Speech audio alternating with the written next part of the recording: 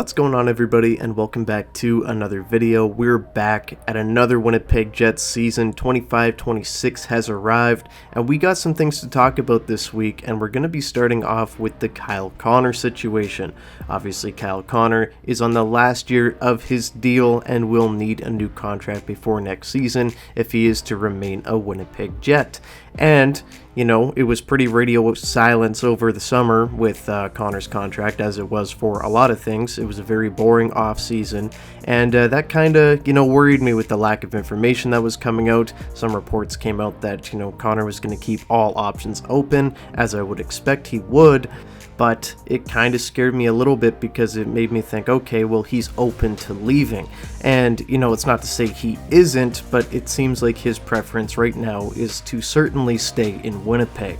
And, that's a huge relief because, it's got to be one or the other, keep him or trade him, right? You can't lose that guy for nothing. And in a year where the Jets are going to try to win, obviously, it would be a big distraction if they were to have to trade arguably their best player. The news has come out as of late as Darren Dreger has reported that Kyle Connor, his preference is to stay in Winnipeg. So, it's coming from Dreger. Dreger is pretty plugged in when it comes to the Winnipeg Jets. If you don't know that, kind of trust what Dreger says. He's usually bang on. He's obviously got a pretty good source in the Jets organization.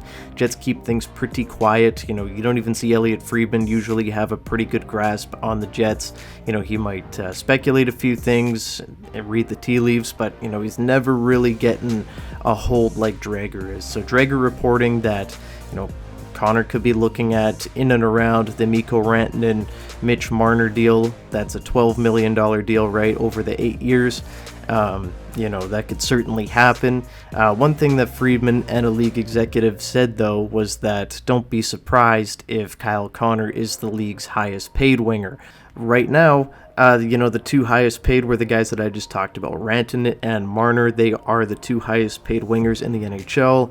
Expecting the contract comes in around that. It wouldn't shock me if he gets paid maybe, 12 and a half, maybe even 13. I could definitely see that. And the reason I say that is because, you look at where Rantanen and Marner have signed, those are in no-tax states, right? So don't be surprised maybe if Kyle Connor looks for a little bit extra, or his agent does at least, to kind of cover those costs, right? As obviously, Vegas, no-tax state, Dallas, very low-tax state, and, that plays a factor in negotiations. So we'll see if Kyle Connor does indeed become the highest paid winger, but I wouldn't imagine it's any less than $12 million, and I think it will be slightly above in the end. It doesn't change much for his negotiation, I don't think, but it is something to watch. Kirill Kaprizov obviously turning down an 8-year, $16 million AAV deal, which would have made him the highest paid winger by $4 million in the NHL. And, that was pretty crazy to see that get turned down. Obviously, Kaprizov and the Wild still have ongoing negotiations, so we'll see if that gets done. But, it's something to watch for sure, because, if Kaprizov gets done at 16, does that make Kyle Connor say, hey, maybe I want 14, maybe I want 14 and a half, right? I don't know if the Jets necessarily go there. I think this is, a big change in the league. I think, a lot of teams are, kind of figuring out how to deal with all of this right now with the cap rising in the next couple of seasons as much as it is. And, the Jets' two top players right now that are signed for, the most cap are Scheifele and Hellebuck at 8.5.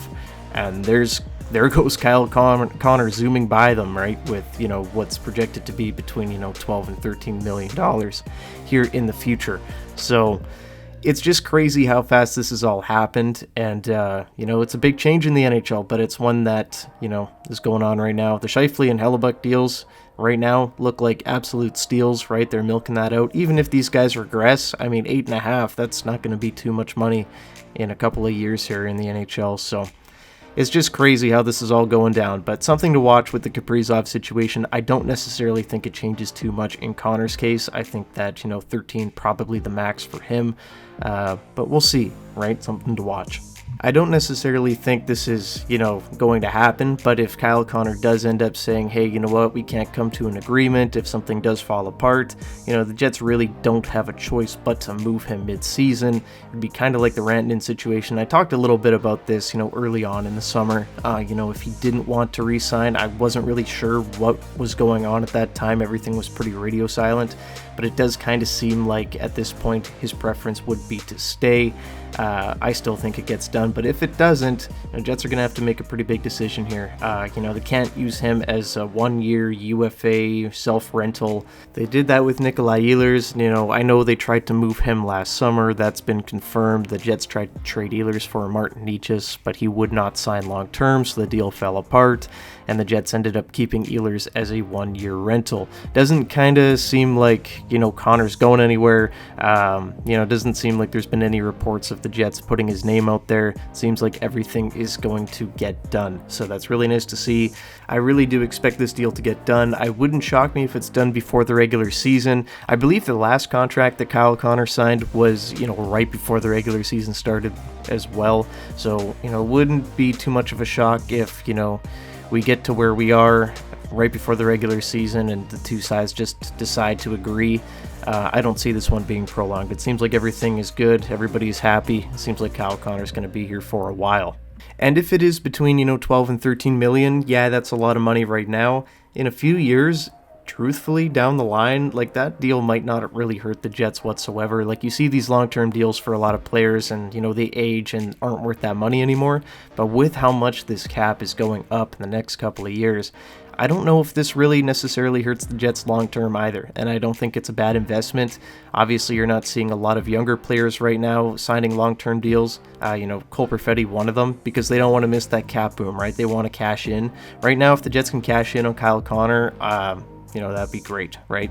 So that's what I believe is going to be happening here. As I've stated before, believe he's going to re-up, and just a really interesting cap situation league round right now, but I think the Jets are in a pretty good spot right now. The narrative that no one wants to play in Winnipeg might soon die out. Bad day for everyone else in the league, but Kyle Connor re-signing, that's an NHL superstar. If he's going to sign long-term again, that's pretty incredible to keep a guy like that. Obviously, Connor Hellebuck, Mark Scheifele done it in the past, Josh Morrissey, recently all these guys that have re-upped, Alex Iafallo, Vlad Nemesnikov, Nino Niederreiter signing that extension. I'm definitely forgetting guys. Neil Pionk, Dylan Sandberg wanted more of a long-term deal, only got the 3, but wanted to be here longer. Countless other guys on this team. Hey, it's a dead narrative at this point, especially if Connor does, sign the papers here in the near future. I believe he will, and just something to chew on there. But that's all I got today, guys. Thank you so much for watching. As always, what do you guys think? Are you happy with a Kyle Connor extension with the price that it's probably going to be at, around $12 to $13 million? Do you think he should be the highest paid winger in the NHL? Let me know down below. I want to hear your thoughts. Leave a like and subscribe to the channel if you haven't already, and I'll see you guys in the next one. Go Jets, go. Bye-bye.